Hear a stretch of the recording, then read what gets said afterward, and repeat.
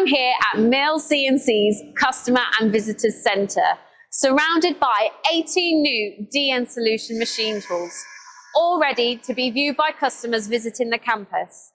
Down this side, we have a range of lathe and turning centres in ascending order of size.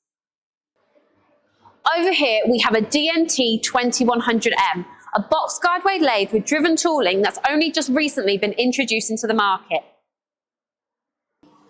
And over here, we have a best-selling Puma 2600 SY, one of Mills' most popular sub-spindle Y-axis turning centres.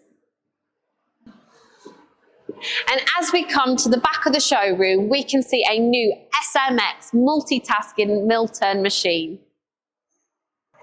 If we come down the second aisle, we are in Machining Centre Alley, which is populated with a Minx 5450, which is a box guideway machine, a BVM 5700, which is a bridge type vertical, and an ever popular D&M model. What's on display in the showroom forms only a small percentage of the total number of machines here at the campus. There's plenty more machines Mills has in stock over in our operations unit, a place we'll be heading to in our next video. See you there.